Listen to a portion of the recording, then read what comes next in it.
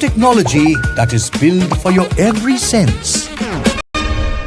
Acer Pure from Acer. Let's begin with some big breaking news that we are getting for you at this point in time, and this is about Prime Minister Narendra Modi's visit to China.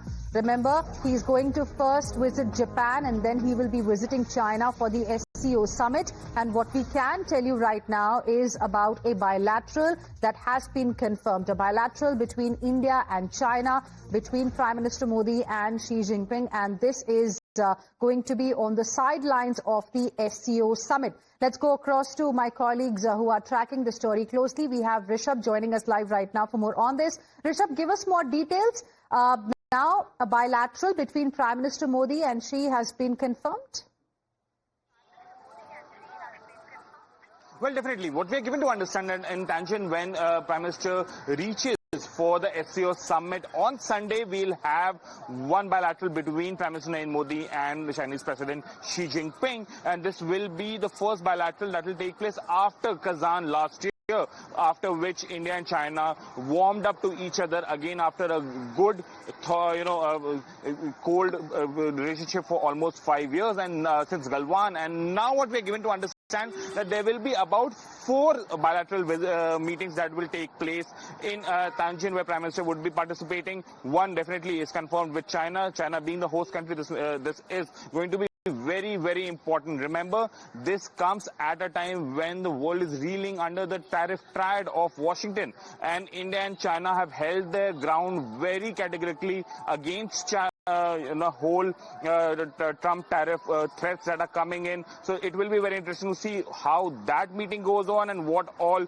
discussion takes place. Remember, on the cards would be direct flight connectivity between Delhi and Beijing. There would be also discussions about more, border trade for that matter. Apart from that, how things would go forward. Boundary issues still persist between India and China, so we might hear something on that as well. So all eyes are going to be on this crucial bilateral between Prime Minister Modi and Xi. Remember, it's going to be Prime Minister's first visit to China in 7 years, and political messaging is going to be extremely important as far as this particular meeting is concerned. Rishabh, request you to stay on with us. Pragya, stay on with us. I'll come to you in just a bit. Viewers, Trump tariffs have kicked in. Government is adopting a multi-pronged strategy to support the impacted sectors. The worst hit sectors would be textiles and apparel, gems and jewelry. Now, these are labor-intensive sectors. Most experts are of the view that these will suffer some pain in the short term, which could also include job losses, as Indian exporters will be losing their competitive advantage after 50% tariff. To deal with it, the government is planning targeted outreach programs. Sources have told Times Now that the idea is to reach out to 40 countries and to position India as a reliable supplier of quality, sustainable and innovative textile products. For more, let's straight away go across to my colleague Pragya, who's live with us. Pragya, so it's a multi-pronged approach that the government is taking to cushion the exporters specifically who will be impacted by this 50% tariff. Tell us a little bit about this outreach program, targeted outreach program for 40 countries. Well, this started since, the U.S. slapped 25% tariff on India. In fact, the exercises started at that point of time. And India also knew when the decision came that additional 25% will also be slapped. So a targeted commodity department and Ministry of Commerce is reaching out to all the stakeholders who are heavily invested in U.S. and those who have business with the U.S. They know that their business is going to be affected. So a lot of impetus will also be given, the concession subsidies like we have seen in the import of cotton. The Gazette has already been issued that there will be exemption on the import duty of cotton. This gives a big relief to the textile and also, to apparel industry. So, measures like these are being undertaken by the government in this coming week. There are going to be a lot of meetings with the stakeholders and with the industry partners and traders, with the government, in order to understand where is the problem that they are facing, and if there is anything that they have any suggestions as to in which country they can also sell.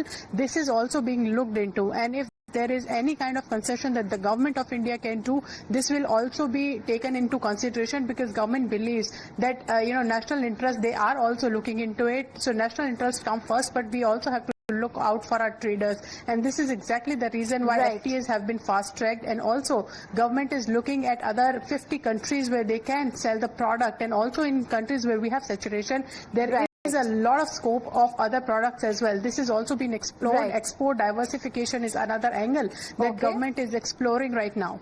So we're looking at diversification as far as the export basket is concerned. We're also looking at newer markets as well. Stay on with us, Pragya.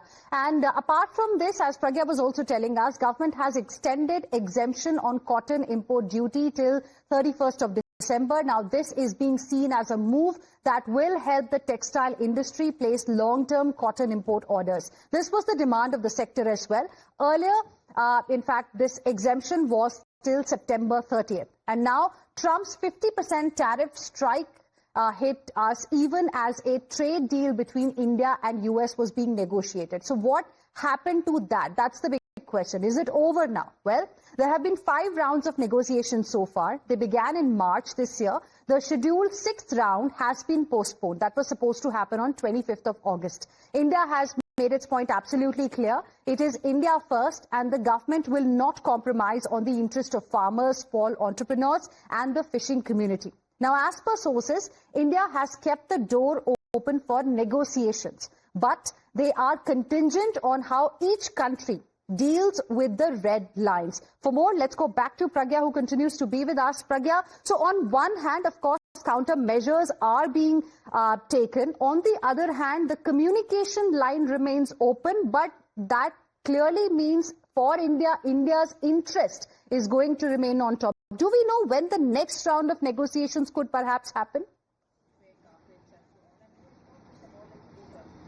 Well, there is no date and schedule for that, because there is adamancy on the part of President Trump, and this is why the negotiating team that was supposed to come on August 25th did not come. In fact, informally, they had communicated to Indian counterparts that they won't be coming because of President Trump. Now, having said that, the channels of communication has always been open. This is what diplomacy is all about, because there are diplomats on other side of, in US also, who believe that what India is saying is also justifiable to some point. So whether they can influence the Trump's decision on certain aspect or not is yet to be seen. Having said that, the Ministry of Commerce and Ministry of External Affairs had briefed a parliamentary panel during the session, where they said that US is a very largest trade partner, in fact one of the biggest when it comes to exports. So it is not that we also were a natural friends and natural allies. It's not that we have broken all kind of ties. We are still in touch with them, we are speaking to them, and the communication channels are still open. So whether we are able to clinch a deal with US or not is yet to be seen.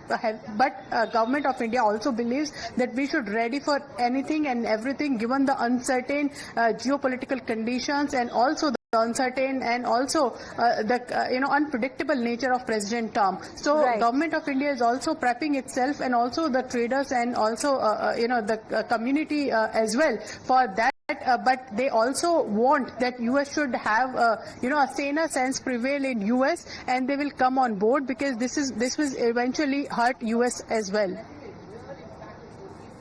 Pragya, stay on with us. We have more inputs as far as the story is concerned, and now reactions have been pouring in from America as well. Democrats have slammed Donald Trump for singling out India. Democrats on the U.S. House Foreign Affairs Committee have called out Trump for being unfair with India. In a statement on X, they ask if it is actually about Ukraine, because by that logic, China and other countries which purchase large amount of oil from Russia would have faced sanctions and higher penalties. That doesn't seem to be the case here. In fact, only India is being penalized. Trump, via his actions against India, is going to hurt Americans, they say, and will sabotage US-India relationship as well. And is it about Ukraine really is the question? Is it about fueling Russia-Ukraine war by buying Russian oil? Then China, like I said, should have been at #1 in the White House's list of Trump tariffs. Look at the graphic that we are showing to you on your screens right now. Instead, It's a tie between India and Brazil at 50%, while India, we understand, is the second largest buyer today. But see the gap between China and India in terms of the oil that is imported from Russia by both countries. China is at number 1. Its tariff is at 30%. India is at number 2, we agree, but it's being penalized for buying Russian oil, and its tariff is 50% highest. You've got Turkey, which is at number 3. $90.3 billion worth of Russian oil is imported by them. And look at their tariff percentage out there. Are they not fueling the war? 15% is the tariff. And then you've got Brazil, punished just like India at 50%. Is this not hypocrisy? If this is not hypocrisy, then what really is the question. So at least one thing is clear. Logic doesn't apply here as far as Trump's decision is concerned. There's more than what meets the eye. To amplify, in fact, the charge of Trump, his close aide and a White House advisor, Peter Navarro, has termed Ukraine conflict as Modi's war. Can you believe it? You just saw the facts, and Trump administration and Trump seems to be ignoring all of that. He has accused India of fueling Russia's war through discounted oil purchases, conveniently forgetting that US also buys fertilizers from Russia. In fact, in an interview, he said India will straight away get 25% reduction if it stops buying Russian oil. And on this, India's message, viewers, we know has been absolutely clear. Our decisions depend on national interest and not pressure tantrums. On the other hand, we've got US Treasury Secretary Scott Bessent, who has expressed confidence that both countries would eventually find common ground despite escalating tariff tensions. And this is the latest update that we have for you. Some more breaking inputs are coming in right now. And we are getting to know that we've got first reaction, in fact, from Russia on the statement made by Peter Navarro. It is a Times Now mega exclusive. Russia cites economic cooperation. First, reaction that we've got from Russia. Economic cooperation is not equal to funding war. We have a reaction, in fact, coming in from the First Secretary, Embassy of Russia. Let's go across to my colleague Pragya, who's got us this piece of information. Pragya, first reaction there coming in from Russia, exclusive to Times Now, on what Peter Navarro has said.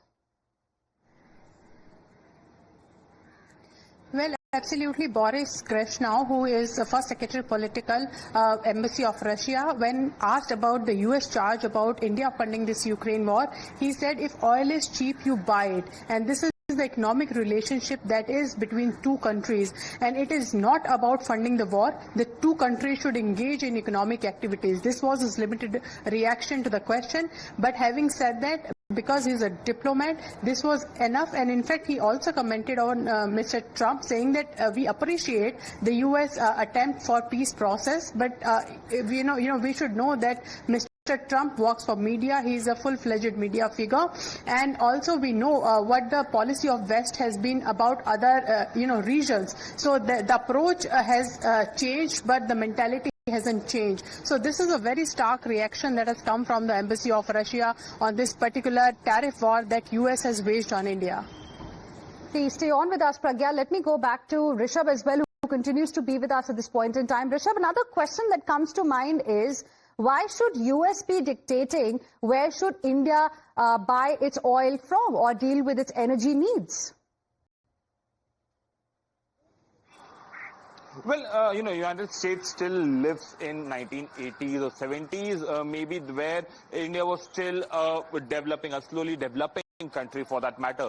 The India of 2025 is completely different from what it used to be in 1960s or 1970s, or for that matter 1980s as well, where the leaders from the Western world or the first world countries, as they call themselves, could dictate their terms of India. Back then also, India did not give it, and even after all the pressure, Bangladesh is still a reality. Even after all the pressure that came on India, India did nuclear tests in 1984. So now when Donald Trump talks about India, they feel that if I say something, India or countries like India, quote unquote, should be following that, and India is very categorically not doing that, and that's what it is irritating Trump administration, and that's why we are seeing this whole, India is fueling Russia's war.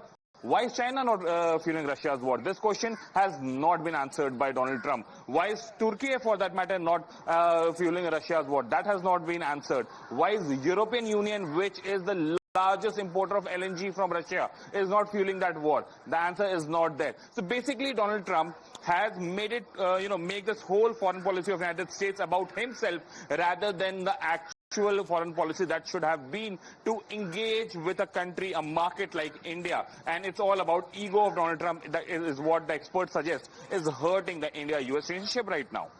Right. Pragya as well as Rishabh, thank you very much for the moment for joining us with your inputs. In fact, viewers, while imposing punitive action on India, putting the moral burden of Ukrainian debts on India and shaming India for buying fuel from Russia and funding massacre, US itself is discussing energy deals with Russia, while India has consistently exposed American hypocrisy. Listen. मेरी सरकार किसानों का, पशुपालकों का कभी भी अहित नहीं होने देंगी। दबाव कितना ही क्यों न आए, हम झेलने की अपनी ताकत बढ़ाते जाएंगे। वोकल फॉर लोकल बने, स्वदेशी, ये हमारा जीवन मंत्र बनना चाहिए दोस्तों। गर्व से स्वदेशी की तरफ चल पड़ो। I mean, negotiations are still going on in the sense that nobody said the negotiations are off. You know, I mean, and people do talk to each other. I mean, it's not like there's a kutti there. So look, what happens is we have red lines.